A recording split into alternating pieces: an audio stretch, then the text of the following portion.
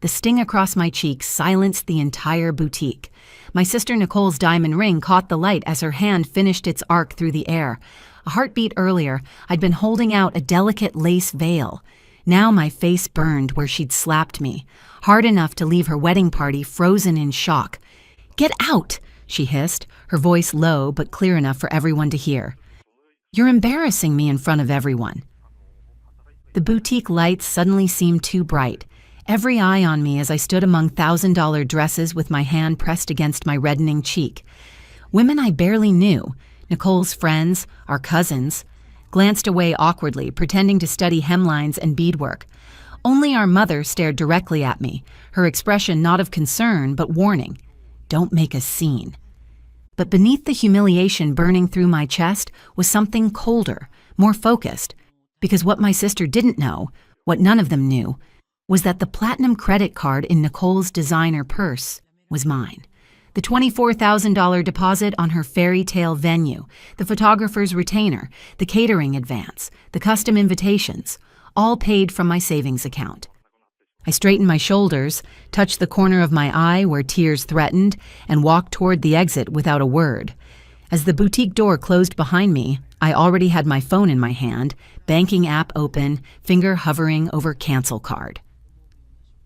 My name is Lily, I'm 28 and a hospital administrator. This is the story of how I stopped funding someone else's fairy tale and started living my own. The street outside the boutique was busy with Saturday shoppers, none aware of what had just happened. I found a quiet spot beside a storefront and completed what I'd started. 3 taps and my sister's entire wedding budget vanished. The screen confirmed. Card canceled successfully. The boutique's front windows gave me a perfect view inside. Nicole was still on the pedestal, admiring the crystal-covered gown that cost more than my car. Our mother hovered nearby, both oblivious to what I'd just done. The saleswoman approached with a tablet, ready to process the purchase. I waited, heart pounding against my ribs. Nicole handed over my card with the casual entitlement of someone who'd never worried about money. Specifically, someone who'd never worried about my money. I watched the saleswoman swipe once, then again, her professional smile faltering. She whispered something to Nicole, whose face transformed from confusion to disbelief. "What do you mean declined?" Her voice carried even through the glass. "That's impossible. Try it again." The saleswoman shook her head, pointing at her tablet screen. Nicole turned to our mother, her perfect makeup unable to hide her panic. The boutique manager appeared, his expression shifting from deferential to impatient as he extended his hand for the gown Nicole still clutched. I should have felt guilty. Instead, watching my sister's shocked face as her fantasy crumbled felt like oxygen after years underwater. I took a screenshot of the cancellation confirmation and walked away. My phone vibrated before I'd gone 2 blocks. Mother, then Nicole, then mother again. I declined them all, silencing the continuous buzzing as I headed to the bus stop. 20 minutes later, I arrived back at my apartment, locking the door behind me with a sense of finality. For once, I wouldn't be the family fixer, the reliable one, the human ATM they'd all taken for granted. Growing up, Nicole had always been our parents' favorite, the prettier one, the more outgoing one, the one with potential. While she partied through college on our parents' dime, I worked nights to pay my tuition. When she decided on a career in fashion, they funded 3 failed boutique attempts. When I earned my master's in healthcare administration, they didn't attend the graduation. Yet somehow, when Nicole got engaged to Trevor, a finance guy with family money but temporary cash flow issues, I was the one expected to help out. What started as a small loan for the engagement party became a bottomless pit of wedding expenses, all on my credit.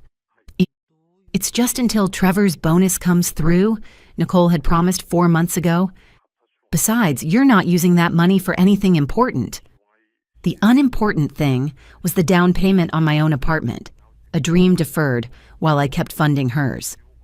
The next morning, my phone had 27 missed calls and 16 texts. I read them over coffee, each message more desperate than the last. 10:15 a.m., Mom. The boutique called. What did you do to the card? 10:22 a.m. Nicole. Fix this now. 10:47 a.m. Mom, Nicole is devastated. How could you embarrass us like this? 11:30 a.m., Nicole. The venue is threatening to cancel. This isn't funny anymore. 12:10 p.m., Mom. Your father is furious. Call us immediately. 1:05 p.m., Nicole. Trevor's parents are asking questions. You're ruining my life. The final text had arrived at 3:42 a.m. If you don't fix this by tomorrow, don't bother coming to the wedding. I laughed out loud at that one. Without my money, there wouldn't be a wedding. As if on cue, my phone lit up with an incoming call. Unknown number. I hesitated, then answered. Is this Lily Winters? A man's voice, professional but strained. Yes, who's calling? This is Marcus from Grand Heritage Venue. We're trying to reach Nicole Winters regarding her outstanding balance of $32,450 due today. Her number goes straight to voicemail, and she listed you as an alternate contact.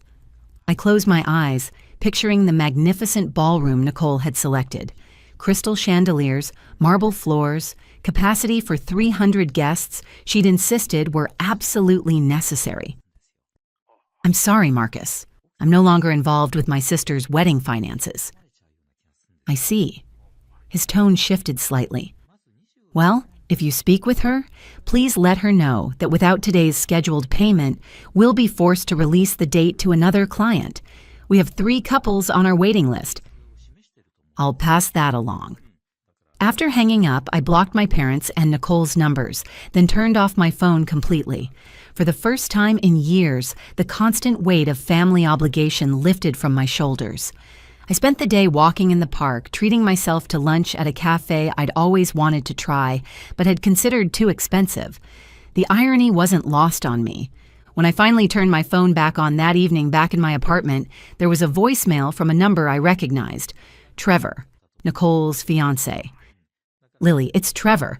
Look, things are crazy over here. Nicole says you canceled some card and now everything's falling apart. I don't understand what's going on. My parents are asking questions I can't answer. Can you call me, please? His confusion sounded genuine. I typed out a text rather than calling. Trevor, Nicole told everyone your family was covering wedding costs. In reality, I've been paying for everything on my credit cards. She slapped me in public yesterday, so I canceled the cards. I'm done being her secret bank account. He responded almost immediately. Wait, what? She told us your parents were paying. The dominoes were falling faster than I'd anticipated. By morning, the situation had exploded beyond Nicole's ability to contain it. Trevor's parents, old money with connections throughout the city, had discovered the financial house of cards after questioning Trevor about my text message and contacting the venue directly. My phone buzzed with a text from a cousin who was part of Nicole's bridal party. OMG, what happened? Trevor's mom is telling everyone Nicole lied about who was paying for the wedding. His grandmother is furious. I didn't need to respond. The truth was doing all the work for me. 3 days after the boutique incident, Trevor's mother called me directly. Her voice was perfectly controlled, aristocratic. Lily, this is Margaret Hamilton. I'd like to understand exactly what's been happening with my son's wedding finances. I told her everything. The months of payments, the empty promises, the public slap that had finally pushed me to stop. She listened without interrupting. I see, she said when I finished. Thank you for your candor. The Hamiltons value honesty above all else. It seems my future daughter-in-law does not share that value. The following day, Trevor called. His voice was hollow. The wedding's off. My parents spoke with Nicole this morning. He paused, searching for words. They said they couldn't welcome someone into the family who would build our marriage on a foundation of lies. I said nothing. There was nothing to say. Was she always like this? He asked finally. Did I miss something I should have seen? She's always been the family princess, I answered. And someone has always paid the price for her crown. We're officially broken up, Trevor added after a moment. I returned her ring yesterday. Whatever bonus I was expecting at work came through last week, but it was nowhere near enough to cover all these expenses. I had no idea what she'd committed us to. The day that should have been Nicole's wedding dawned bright and clear. Instead of a ceremony, the Hamilton family announced a substantial donation to a local education charity in what society columns delicately called a change of plans for the previously announced union. Nicole had moved back to our parents' house, refusing to leave her room. My mother's texts, now coming from new numbers I hadn't blocked, oscillated between rage and desperate pleas. She's devastated. Her life is ruined. How could you do this to your own sister? Then, hours later, please, Lily, we need your help. Your father's retirement isn't enough. We can't support her alone. I didn't respond to either. 6 weeks after what we now called the boutique incident, I signed the lease on my new apartment, the one I delayed for Nicole's wedding. As I unpacked boxes in a space that was finally mine, my phone buzzed with a text from an unsaved number. It's Trevor. I wanted to thank you, not for what happened with Nicole. That's still complicated, but for showing me the truth before I made a permanent mistake. I hope you're doing well. I smiled as I set my phone down without responding. On my coffee table sat a stack of brochures, graduate programs in hospital administration, dreams I'd shelved while funding someone else's. That evening, I stood on my small balcony overlooking a city park, watching families stroll below. My sister had lost a fiancé, a wedding, and her carefully cultivated image. My parents had lost their favorite daughter's fairy tale ending. Nicole was left responsible for the remaining vendor balances she'd accrued, though I suspected our parents would eventually bail her out as they always had. And me? I'd gained something I hadn't fully realized was missing. My own life, reclaimed one canceled credit card at a time. Sometimes, standing up for yourself doesn't require grand gestures or elaborate schemes. Sometimes it's as simple as stopping. Stopping the payments, stopping the sacrifice, stopping the pattern that keeps you small while making others feel big. The consequences? Those belong to them. Before you go, here's a quick bonus for sticking around. If you love learning and growing like I do, you need to try audiobooks. I've got an exclusive deal with Audible. Your first month is completely free. That's access to over 500,000 titles, zero cost to you. All the details are waiting in the description. Don't miss this one.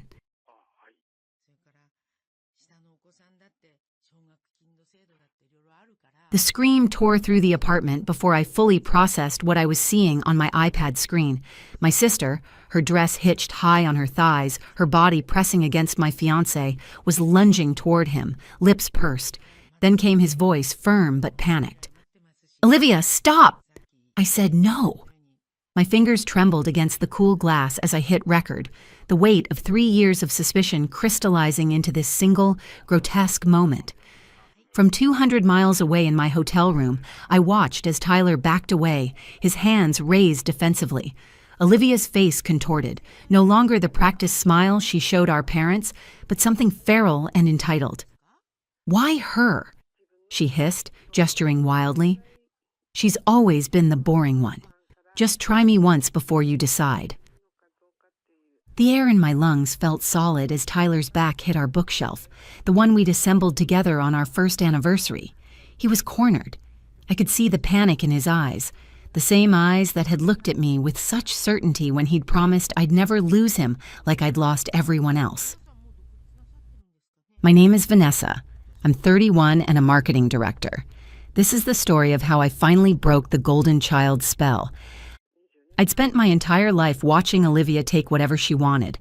3 previous boyfriends had fallen for her practiced vulnerability, her calculated attention. Each time, my parents had shrugged it off. "You should be more like your sister," my mother would say, as if my heartbreak were just another example of my inadequacy. When I met Tyler 5 years ago, the connection was immediate and terrifying. I kept him secret for nearly a year, manufacturing excuses for why he couldn't meet my family. I knew exactly what would happen. Olivia had a type, successful, attractive men who could elevate her carefully curated image, and Tyler checked every box. The inevitable introduction came after a year of dating. I watched Olivia's eyes narrow when she saw him, that familiar predatory assessment I'd witnessed countless times. But something different happened. Tyler stayed firmly by my side, his hand in mine, redirecting Olivia's attempts at conversation back to include me. For weeks afterward, she sent him increasingly suggestive texts. When she escalated to sending a photo of herself in lingerie, I confronted her in our mother's kitchen. If I really wanted him, I'd have him by now. She'd sneered, theatrical tears already forming. Right on cue, my mother asked me to leave, adding the familiar refrain. He's more your sister's age anyway. Now, 3 years later, watching through my iPad screen, I saw the culmination of Olivia's entitlement. She'd arrived at our apartment unannounced while I was away on business. Tyler had been video calling to show me how he was caring for my bonsai collection when the intercom rang. I told him to keep me on the call, suspicious of the timing. On screen, Olivia lunged forward again. Tyler dodged, his voice rising. "I said no!" He pushed her away. Not hard, just enough to create distance. But she twisted dramatically, throwing herself backward. The sickening crack of our glass coffee table breaking beneath her weight made me gasp. Her screams filled our apartment as Tyler rushed to call an ambulance, his face pale with shock. I sat frozen in my hotel room, the recording still running, knowing exactly what would happen next. It did. Within hours, Olivia claimed Tyler had assaulted her. Her thigh injury, requiring stitches from hip to knee, became evidence of his attack.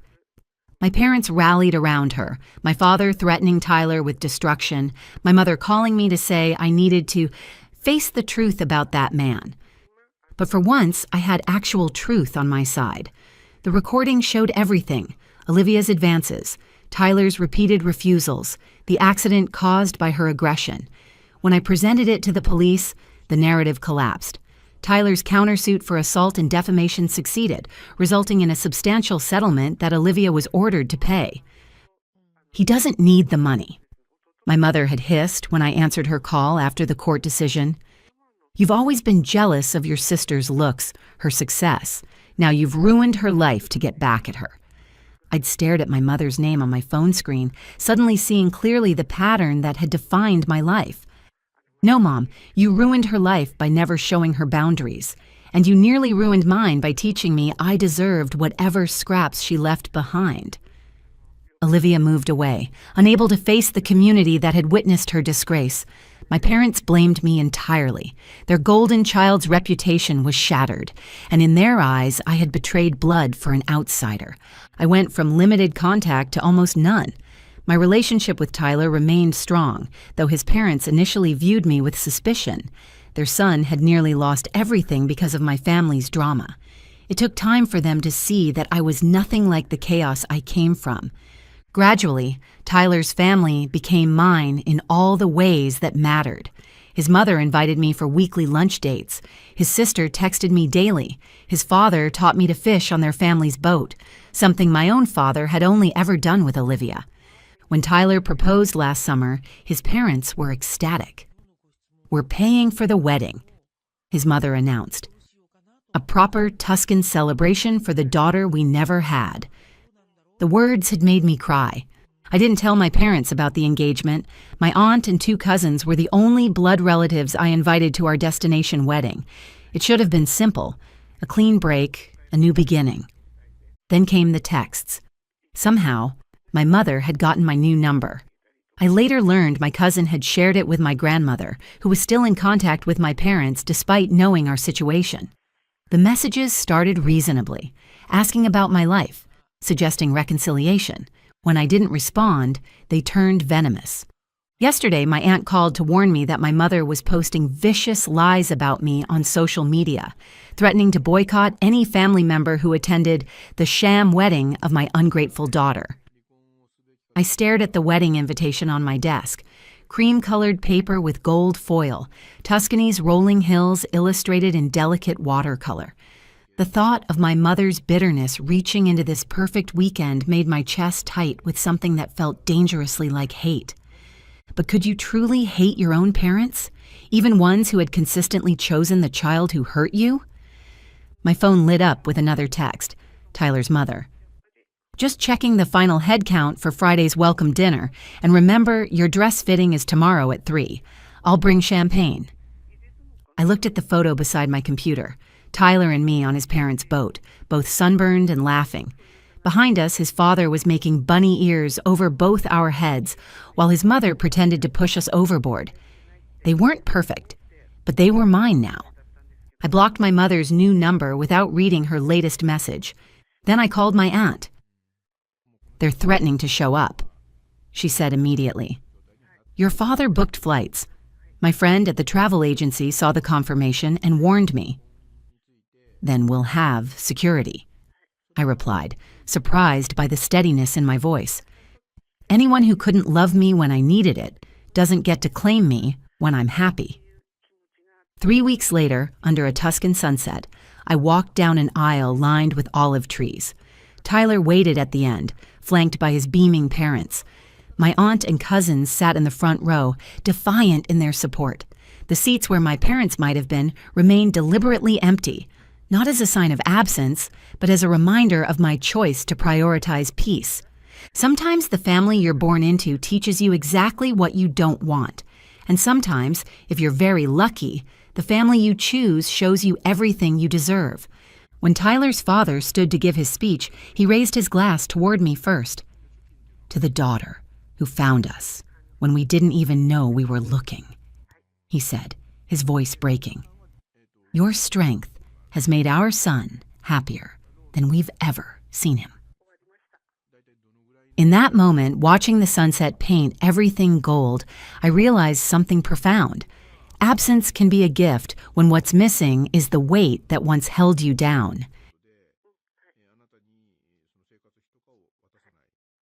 The wedding invitation trembled between my fingers as the words left my mother's lips. "We've seated you at the back table with the distant cousins. You know how it is. The singles table." Her laugh crackled through the phone, casual and cutting. "And please, Natalie, wear something appropriate. Not one of those severe business suits. This is Paige's special day." I watched my reflection in my office window, 40 stories above Manhattan, the skyline stretching behind me like the empire I'd built while my family wasn't watching. The CEO of 3 successful tech startups staring back at me had apparently been relegated to an afterthought at her own sister's wedding. "Of course," I replied, my voice steady despite the heat rising in my chest. "Wouldn't want to outshine the bride." "That's not what my mother started, but I heard what she wasn't saying. Don't remind everyone you're the successful one. Don't make this about you. Don't be you." Through the glass reflection, I watched my assistant approach with the quarterly reports that would determine the future of 2,000 employees. Meanwhile, my mother was worried I might wear the wrong shade of pastel to a ceremony. "My name is Natalie. I'm 34 and the founder of a tech security company. This is the story of how I stopped apologizing for success my family never bothered to understand. For as long as I could remember, our family had operated on a simple premise. Paige was the pretty one, the charming one, the one who made our parents' eyes light up at family gatherings. I was the smart one, the serious one, the one who needed to lighten up and focus on finding someone. Our roles had been assigned early and reinforced often. When Paige dropped out of college to pursue modeling, my parents framed her decision as following her passion. When I completed my second master's degree and launched my first company at 26, they called to ask if I was working too hard and ever planning to settle down. At 26, I'd launched my first company after completing my second master's degree, and by 30, I'd developed the encryption system now protecting most banking transactions in North America. It wasn't that they didn't love me. They just didn't understand the woman I'd become, a woman who found purpose in creation rather than connection, who measured success in innovations rather than invitations. To them, my achievements were curious oddities, interesting conversation pieces, but not quite as real as Paige's conventional milestones. Engagement, bridal shower, wedding. And now her third wedding was set to be the crowning achievement. A marriage into the Keller family, old money with new connections, real estate developments across 3 continents, political ties in Washington, and a family tree that appeared in business textbooks. This wasn't just a wedding, it was a merger. I spent 3 weeks preparing, not for the ceremony, but for what would come after. If my family couldn't see me, perhaps others would. I leveraged my company's business intelligence team and my network of industry contacts to research the Keller family extensively, particularly Ryan's uncle, Victor Keller, the patriarch who had transformed their family business from regional real estate into a global empire. His latest venture focused on cybersecurity infrastructure, precisely my specialty. The morning of the wedding, I dressed with deliberate care. Not in the pastel sundress my mother had suggested, but in a black column dress that whispered power rather than shouted it. Simple pearl earrings, hair swept into a low chignon, minimal makeup. I looked exactly like myself, the self my family had spent years trying to soften, minimize, and reshape. The Westlake estate gleamed under the summer sun as I handed my keys to the valet. Guests streamed toward the ceremony space, couples with linked arms, families adjusting children's bow ties and smoothing daughters' curls. I walked alone, invitation clutched perhaps too tightly in my hand. Inside the grand ballroom, the usher glanced at my name, then directed me toward the back tables with a sympathetic smile. I nodded, unsurprised, and took my assigned seat. Around me sat distant cousins, former college roommates, and friends who hadn't made the cut for the main tables. The singles table, the leftover table, the people who didn't quite fit into the perfect wedding portrait. Natalie, right? A woman about my age leaned over. I'm Paige's old roommate. She mentioned you run some sort of computer company. Something like that, I replied, watching as the Keller family entered, moving with the easy confidence of people accustomed to rooms rearranging around their presence. The ceremony proceeded with practiced elegance. Paige was radiant, of course. She'd always known how to command attention, how to become the center of any room. Our parents beamed from the front row, my father's chest puffed with pride, my mother dabbing at theatrical tears. Not once did they look back to see if I was watching. At the reception, I remained at my assigned table, observing rather than participating. The Keller family moved through the crowd like royalty greeting subjects, pausing for precisely the right amount of time with each important guest. Diane, Ryan's mother, a woman with surgically enhanced features and calculated warmth, made her way around the room, her gaze sliding past me each time she turned in my direction. An hour into the reception, my mother approached, champagne glass in hand, her smile strained at the edges. There you are. Are you having a good time? You should mingle, Natalie. Ryan's cousin is single. He works in finance or tech or something. She waved vaguely toward a group of men near the bar. I'm fine here, I said. Congratulations, by the way. The wedding is beautiful. Isn't it? The Kellers spared no expense. Diane and I have become so close planning everything. She's practically family already. My mother leaned closer, lowering her voice. You know, you could make more of an effort. People are noticing you sitting here alone. I met her eyes steadily. What exactly should I be doing, Mom? Pretending to be someone I'm not so the Kellers will approve? She flinched slightly. That's not fair. I just want you to be happy. I am happy, just not in the way you recognize. Before she could respond, Paige appeared at her side, champagne glass dangerously full, cheeks flushed. Mom, Diane is looking for you. Something about the photographer wanting family pictures. My mother brightened immediately. Of course, I'll be right there.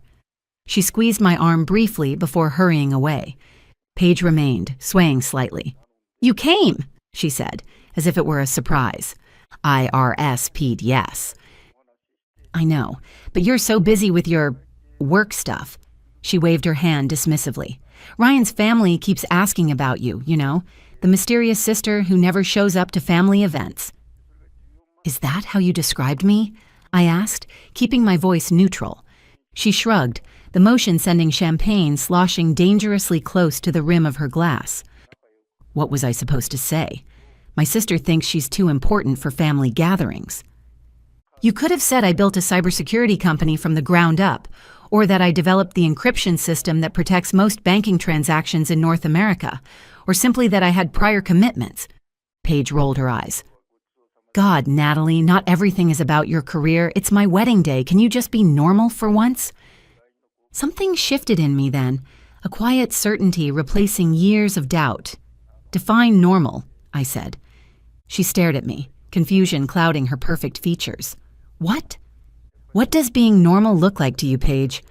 Because from where I'm sitting, I've spent my entire life being told I'm not enough while watching you being celebrated for simply existing.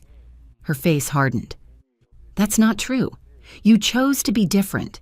You chose to put work above everything else. I chose to be myself, I corrected, and for that, I've been punished with cold shoulders, back tables, and constant reminders that I don't fit the mold our parents created. This is so typical, she hissed, glancing around to see if anyone was watching our exchange, making my special day about your grievances. I smiled then, not unkindly. I'm not making it about anything, Paige. I'm simply done pretending that your definition of success is the only one that matters. Before she could respond, a commotion near the entrance drew our attention. Victor Keller had arrived, fashionably late as powerful men often are, his silver hair and commanding presence immediately shifting the energy in the room. Conversations paused, heads turned, and even the waiting staff stood a little straighter.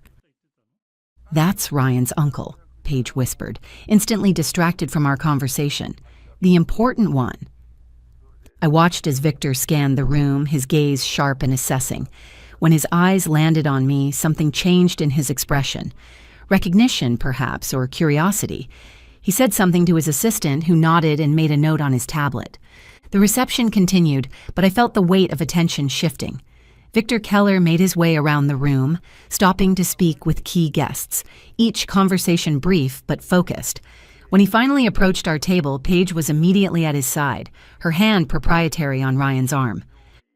"Uncle Victor, I'm so glad you could make it," Ryan said, his voice carrying that particular tone people use when addressing someone who controls their financial future. Victor nodded, his attention already elsewhere.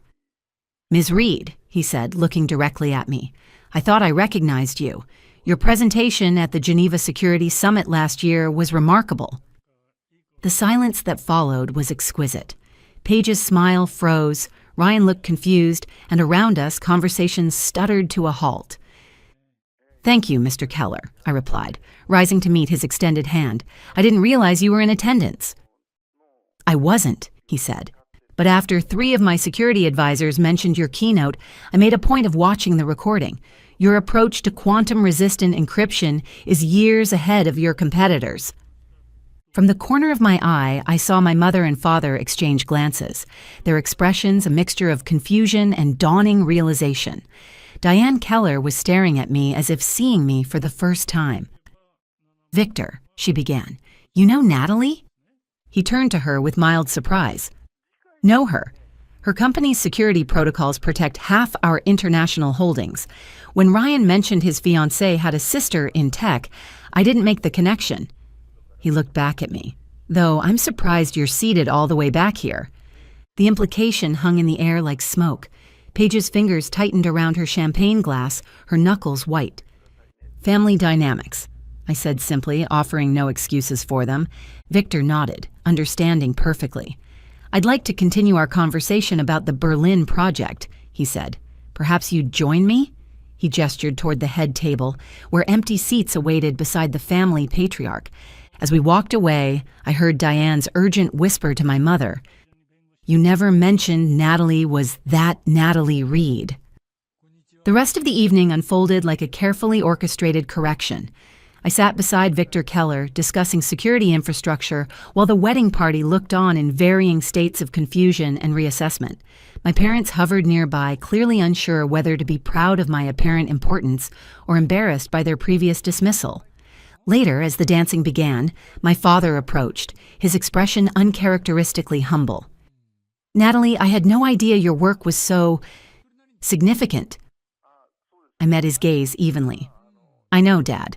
That's exactly the problem." He flinched slightly. "We've always supported you." "No," I corrected gently. "You've always tolerated me. There's a difference." My mother appeared at his side, her social smile firmly in place. "Everyone's talking about you and Victor Keller. Why didn't you tell us you knew the Kellers?" "For the same reason you never asked about my company, despite it being featured in Forbes last year," I replied. "You weren't interested." Her smile faltered. That's not fair. We're very proud of you. Since when? I asked, the question hanging between us like a challenge. My father cleared his throat. We've always been proud of you, Natalie. We just don't always understand your world. You never tried, I said simply. Not once in 15 years have you asked me to explain what I do, why it matters, or what it means to me. They exchanged glances, the truth of my words settling uncomfortably between us. Well, my mother finally said, we're asking now. I studied them for a moment, these people who had shaped me through both their support and their dismissal. It's a start, I conceded, but I'm not the one who needs to prove anything anymore. As I turned to rejoin Victor at the table, I caught sight of Paige standing alone near the dance floor, watching our exchange with an expression I couldn't quite read. When our eyes met, something passed between us. Not forgiveness exactly, but recognition. For the first time, she was seeing me as I truly was, not as the sister who didn't fit. Later that night, as the reception wound down, Victor handed me his card with a private number scrawled on the back. I'm assembling a team for a new security initiative, he said. Government contract, highest clearance. I'd like you to consider leading it. I accepted the card, tucking it into my clutch. I'll think about it. He nodded, understanding the leverage he'd just handed me. Family can be the most difficult negotiation of all, he observed, glancing toward where my parents were saying goodnight to the Kellers with newfound enthusiasm. Some negotiations aren't worth the effort, I replied. And others? He asked. I smiled.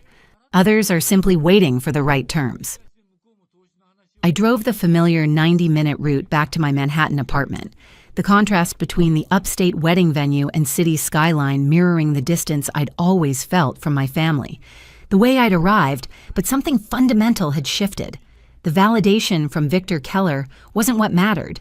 It was merely the mirror that forced my family to finally see what had been in front of them all along. As I unlocked my apartment door, my phone chimed with a text from Paige. We should talk. Really talk. Soon. I didn't respond immediately. Some conversations require careful consideration, and some relationships need to be renegotiated from the ground up. But for the first time in years, I felt the possibility of being seen, not as the sister who didn't fit, but as the woman who had built something extraordinary while no one was watching. And perhaps that was enough of a beginning.